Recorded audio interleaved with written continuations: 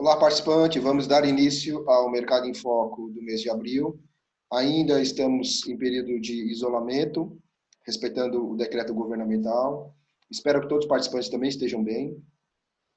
Vou falar hoje aqui um pouquinho dos principais indicadores, né, um pouquinho do cenário, e logo após entro no resultado dos investimentos. Bom, mês de abril foi um mês de recuperação, depois da tempestade que nós vimos no mês de março. O mês de abril mostrou uma certa recuperação, né, nos mercados globais. Parte desse otimismo vem da estabilização dos casos de Covid-19 pelo mundo. Algumas praças, Europa já começando, né, o processo de fim de isolamento. Alguns estados americanos também iniciando a abertura do comércio, mesmo de forma gradual, mas já dando início. Avanço de alguns estudos aí sobre medicamentos, principalmente vacina, né? Esse é um ponto que o mercado acompanha muito de perto. China também mostrou uma certa recuperação, mesmo que lenta, mas foi o primeiro país, né, a sair, né, do período de isolamento, então, de certa forma, já vem apresentando algum resultado aí de crescimento da economia. Aliado a isso, nós tivemos o impulso dos bancos centrais, né, nas economias, né, o esforço, né, em manter a economia ainda, né, de uma certa forma, aquecida, né, não tentando amenizar um pouco o impacto, né, desse período aí de fechamento, de comércio, né, de isolamento. Então, os bancos centrais vêm injetando, né, recursos volumosos, principalmente Estados Unidos, né, vem injetando bastante recursos na economia. No Brasil, no entanto, a gente observou uma melhora menos relevante do que os outros países. Tá? Por quê? Né? Surgiu um novo capítulo, né, que é a estabilidade política. Isso acabou atrapalhando um pouco a retomada dos nossos mercados. Era tudo que a gente não queria, né, nesse momento. O foco deveria ser saúde e economia e não política. Mas, né, a gente está tendo que passar, né, por esse momento aí de volatilidade também aí na parte política. Bom, vou mostrar um pouco aqui dos principais indicadores. Né? No mês de abril, o CDI teve uma variação de 0,28%. Lembrando que o cupom, né, com o CDI política monetária, vem reduzindo a taxa de juros Selic. Né? No mês de maio, no dia 6 de maio, ele fez mais uma redução de 0,75%, trazendo a taxa para 3% ao ano. A expectativa do mercado é que para 2020 ele promova mais uma redução, né, de 0,5%, fechando em torno de 2,5%, né, de taxa Selic, a menor da história, né, da taxa de juros no Brasil. O IPCA, como era esperado, a variação foi negativa, em 0,31%, comércio fechado, demanda, né, totalmente desacelerada, e isso impacta diretamente a economia. O IMAB, que é o índice que mede a variação dos títulos públicos indexados ao IPCA, no mês de março havia sofrido bastante, né? Teve uma valorização negativa de 10,93%. No mês de abril, teve uma pequena melhora, 2,01%. A questão dos juros, né, ainda é complicado, né, principalmente pela questão fiscal.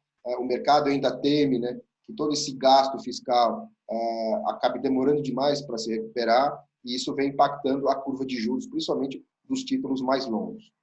O Ibovespa teve uma valorização de 10,25% no mês de abril. Ainda no ano acumula uma desvalorização de 30,39%. O Dow Jones, né, que é o principal índice da Bolsa Americana, teve no mês de abril uma variação de 16,24% positiva. Foi o mercado que mais se valorizou, né, no mês de abril. No ano já recuperou boa parte, né, da queda, ainda acumula uma queda de menos 15,32%, mas, né, já recuperou aí mais de 16%, né, no acumulado do ano. O índice Eurostoxx, que é o índice das 50 empresas mais líquidas da Europa, ele teve uma valorização também positiva no mês de abril de 10,99%, mas acumula no ano também uma valorização negativa, uma variação negativa de 24,42%. Então, dos mercados, o destaque aí foi o mercado americano, que teve uma recuperação bem mais, né, bem mais agressiva do que os outros mercados. Em relação ao retorno dos investimentos, iniciando pelo plano BD, no mês de abril, nós tivemos uma valorização positiva de 0,77 na carteira de investimentos, principalmente pelo percentual em bolsa, apesar de pequeno, né, também, né, uma valorização de 10% impacta positivamente, então isso ajudou bastante aí na recuperação, contra uma meta de 0,19. Eu trouxe um gráfico para mostrar um acumulado, sempre quando a gente fala, né, do horizonte, né, de médio e longo prazo, que o curto prazo para a gente avalia mais como oportunidade do que um momento que tenha que desinvestir, não é o nosso caso, né? A gente já falou isso em outros vídeos, mas eu gostaria de mostrar aqui que no longo prazo a gente vem trabalhando, vem apresentando um resultado bem positivo das carteiras, mesmo considerando o impacto no mês de março. Então, eu peguei aqui um gráfico dos últimos 24 meses de barra, incluindo o mês de março, né, e mês de abril, gráfico até dia 31 de abril. Então, nós vemos aqui que, no prazo dos últimos 24 meses, a carteira do BD teve uma valorização de 22,22%, contra uma meta de 19,83%, mesmo considerando o mês de março. E nos últimos 36 meses, a variação foi de 33,84%, contra uma meta de 28,61%. Em relação ao plano CV, no mês de abril, ele recuperou bem, né? Recuperou aquela queda de 5,92%, recuperou uma parte, né? 2,07%, né? de variação no mês de abril, contra uma meta de 0,08%.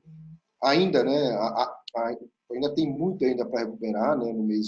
No ano aqui de 2020, mas já é uma sinalização importante.